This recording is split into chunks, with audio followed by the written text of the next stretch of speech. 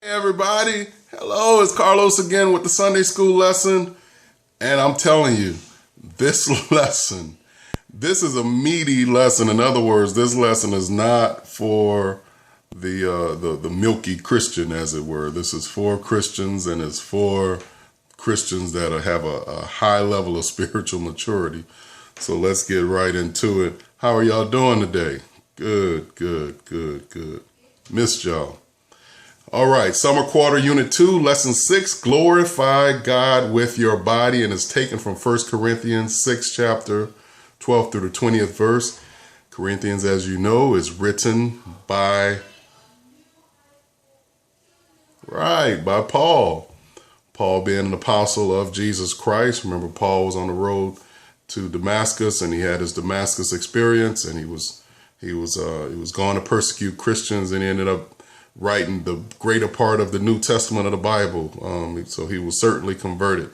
This is his letter from Ephesus. He was writing from Ephesus, writing to the Corinthian church.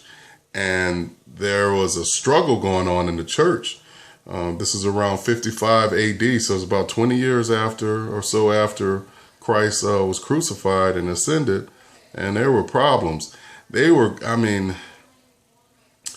The Christians were taking on the culture of Corinth. Corinth being a Greek city, and it was a port town, and there were many cultural norms, debauchery being one of them, even to the point of male prostitutes doing all kind of debaucherous acts. So this is the setting, okay? Background. There's a lot of sayings in the world, right? There's one saying that says, possession is 9/10 the law. What do you think about that saying? Well, I would submit to you that if you were the McCoys, you might not like that saying. The old Hatfield-McCoy, this is a U.S. dispute, a lot written about it. About a 30-year dispute, many killed, almost 12 people killed, and one was over a pig. You see a guy holding a pig there. Left picture is the Hatfield clan.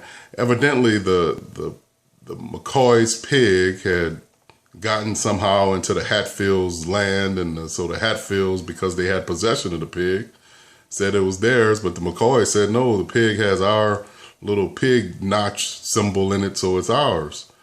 But the judge decided that since it was in the Hatfield's possession, that they had a right to the pig.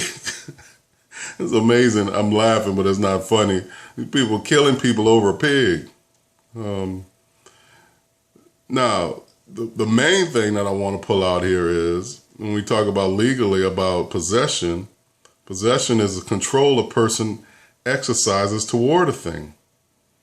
Possession does not always imply ownership. So if the story about the McCoy part of this possession being the pig is true, then just because the Hatfields possessed the property, the pig there is, that doesn't mean they own it. Now, what are you talking about, Carlos? When you talking about pigs, you're talking about the Hatfields and McCoys. Stay with me, y'all. Stay with me. Let's get into the word. 1 Corinthians 6:12, and it reads, all things are lawful unto me, but all things are not expedient. All things are lawful for me, but I will not be brought under the power of any. Meats for the belly, and the belly for meats, but God shall destroy both it and them. Now the body is not for fornication, but for the Lord, and the Lord for the body. Couple sayings were going on here in this first outline, contrary convictions. The first saying is, the saying that was going on that the Corinthian church was picking up, that was happening out in the city of Corinth, was that all things are lawful unto me. And Paul's saying, yeah, this could be true, but that doesn't mean it's all helpful to me. Things that just are legally expedient, things are legally right, that doesn't mean it's going to be helpful to you. All things are lawful for me, but I'm not going to be brought under the power of all this foolishness, this debauchery and thing. It might be legal in this particular city, but I'm not falling for this. Another saying was meats for the belly and the belly for meat. So in other words, if God created this appetite, so then I can go and fill this appetite with anything. No, no, no. And then Paul explains the body is not, it's not for fornication. It's for the Lord. So just because you possess, you're sitting inside of your body. This is the first, if you will, Paul is a learned, a very learned man, a Pharisee of Pharisees. Don't forget, Paul went to the rabbinical school, foremost rabbinical school, that is. He was a Pharisee of Pharisees from the tribe of Benjamin. And he was trained as a rabbi, as a teacher, a lawyer, all in one. So look at this. Look at these legal principles. Paul's going to add. He's going to lobby. He's going to put his thesis forward. His thesis is you don't even belong to yourself. You belong to God. Then he comes in with his question. He asks 4 questions. 1. The first question is, don't you know your body is a member of Christ? So why would you take a member of Christ and join it with a harlot? What sense does that make? It's verse 16. What to me almost is like, what are you thinking?